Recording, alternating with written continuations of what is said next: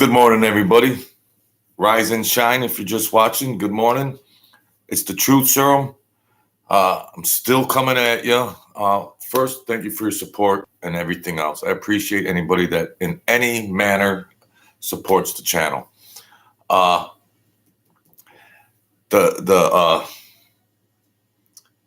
That's Dak Prescott, quarterback, Dallas Cowboys. We all know the Dallas Cowboys, America's team, the world's team. They're the most polarized team in sports franchise in the world. You would think those soccer teams, huge soccer following around the world, but it's the Dallas Cowboys. So Micah Parsons comes out and says, "Oh, you're too hard on them. The media, and all this other stuff." Because, this is the age of coddling. This new era that we're in, which I've elaborated on many times before in prior videos, which, of course, I'm not too happy about. But that's life. So, Dak Prescott is a choke artist. Now, please forgive me. Of course, being a Buffalo Bills fan, I'm not a Dallas Cowboys fan. And off the field is another subject. Dak Prescott is a good boy, good guy, good man, does things in the community. Job well done, Dak Prescott. But sports and professional athletes and professional sports is a different animal. How in the world does Mike McCarthy come out and then Micah Parsons come out and cry, "The media is too hard on Dak Prescott"? That is the worst thing they could have done. They haven't been to the championship game in years, and they've had some great teams, but the days of Troy Aikman are long, long gone. I mean, Dak Prescott puts up Pro Bowl numbers every year. His successful record, but Dallas Cowboy fans and any other team and fans around the country are only worried about a ring. That's it. If the Dallas Cowboys go on into the playoffs, just like the Bills got the Kansas City Chiefs roadblock. The Cowboys, what's their kryptonite? The San Francisco 49ers, in which the San Francisco 49ers are a little depleted. But I don't think they'd make it past the Eagles because their current DNA.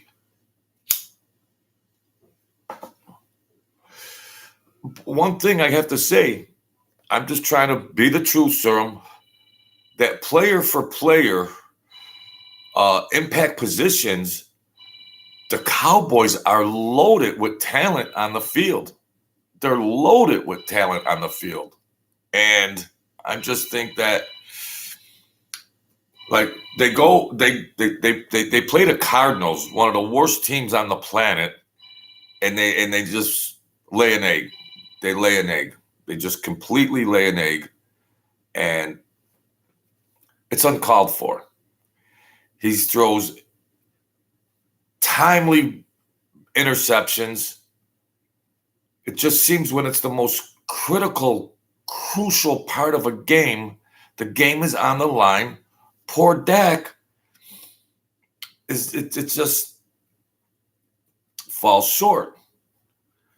And, they beat up the Giants by 30 or something, 40-3. Yeah, they beat the Giants. That's like a high school team right now. And then they beat the Cardinals. I mean, the Cardinals beat them. They're such a roller coaster team. Mike McCarthy's supposed to be a good coach. Dak Prescott's supposed to be. These are supposed to be above average players. They'll never make. They just can't make it past the first round. And you got what this NFL is turning into is how dare the media criticize? Well, you're the biggest franchise. You have the most fans in the country and the world, and of course you're going to be polarized. What are you crying about that the critics are going to be harsh on you? With the talent you have, of course you're held to a higher standard, whether you got a San Francisco roadblock or a Philadelphia Eagle roadblock. Mike McCarthy and Micah Parsons get up on the get up there on a news conference or do a video, whatever, and show their asses. What weasel wimps! What weasel wimps! They should lose every game from the rest of the year just because of that. Jinx Joners that they are. I don't know what's happening with this NFL. Please forgive me, folks. It's early.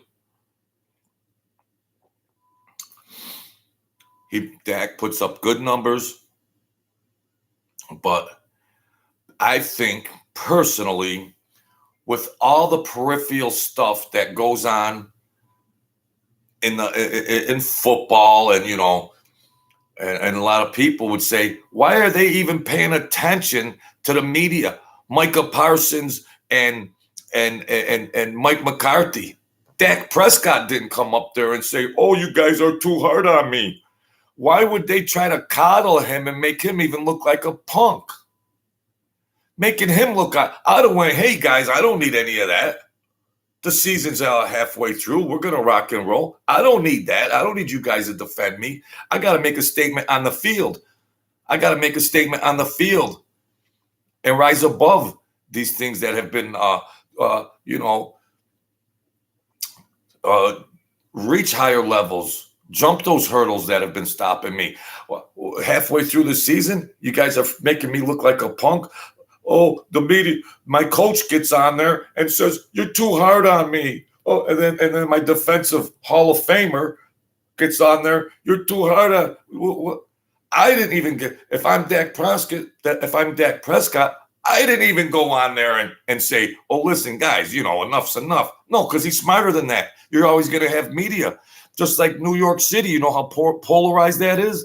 Like, look at Zach Wilson, what he's going through over there.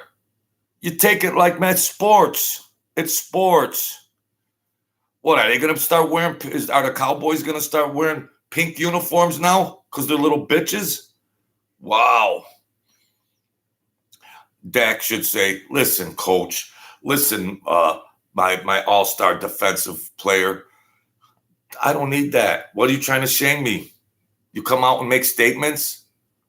What? Let's concentrate on football. Come on.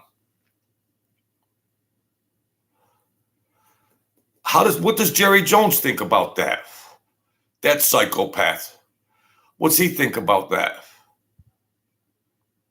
Yeah. When they win, and then when they lose, oh, the world. But then they says another thing, folks. They get up there. You got hundreds of football players in the league. They play professional sports. They sign $100 million contracts. Okay, my good people. Dak Prescott, whatever, there's some personal tragedy or something a few years back or whatever, in his personal life, whatever, a loss, it was a loss. And, well, maybe they can use that as fodder to that's why he stunk up the joint. Really? If you're going to be affected by something off the field, which, but people still go to work and they do their job, but don't start the game.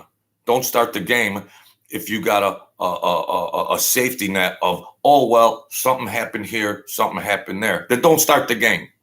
If you're that mentally impacted by it, don't start the game. But then you want to use it as an excuse after you got shellacked in the most meaningful games of your career and of the season and of the franchise, which is a highly storied, successful franchise. But it's a 20-year drought. So, don't play that.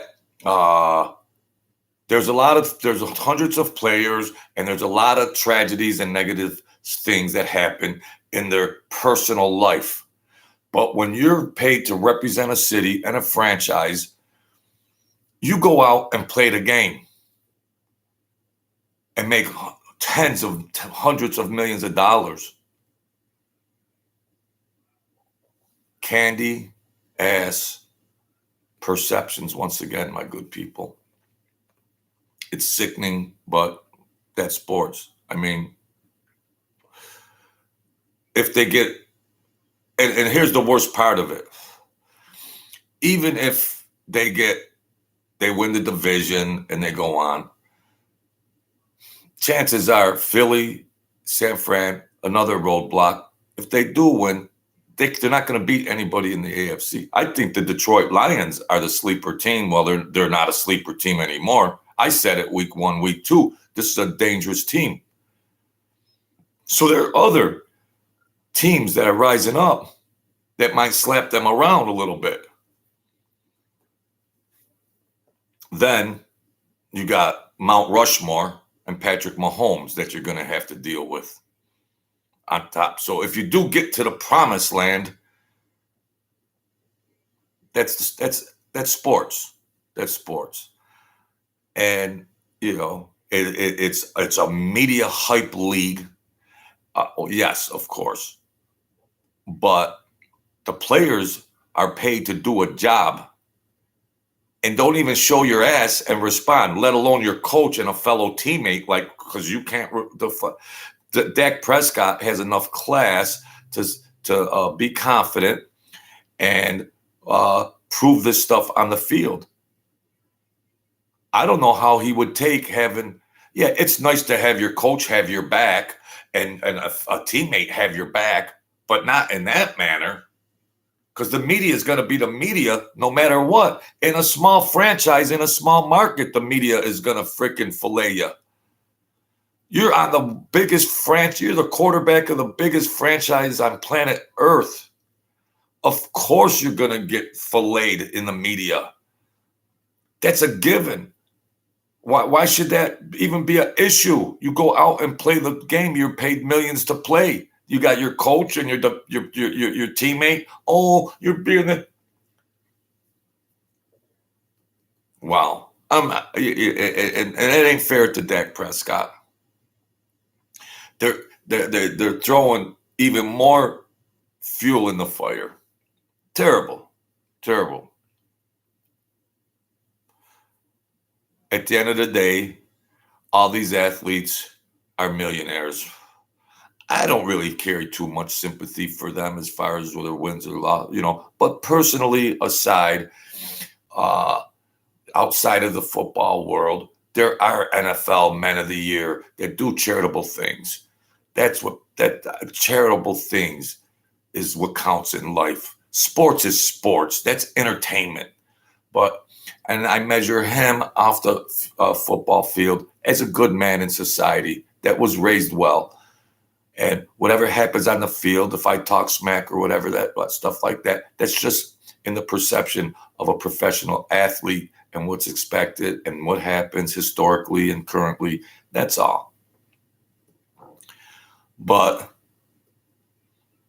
they just, now coming in next week, they beat the cherry teams, but whatever happens, there's going to be all this narrative. There's going to be all this commentary from week 1 to week 16. But then the real season starts.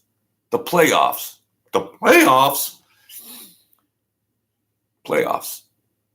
Then we'll see what's real and what's illusion. What's hype and what's fact. Then we'll see. Thank you, folks. Join, support my channel any manner you can. We're rising up. Let's go to 1,000 subscribers. I'll be coming back at you in another video. So, hey, Dak Prescott, good person off the field. I think your organization has got you jinxed out, and now they're making it look even worse. They might go on undefeated the rest of the season, but there won't be any ring, I don't believe, in the near future. So that's sports. Everybody's got an opinion. That's mine. So thank you, everybody. It's the Truth Serum. I appreciate your support in any fashion. Just hit the like button or share. Hit the notification bell. So let's just rise up. I appreciate your support. Thank you.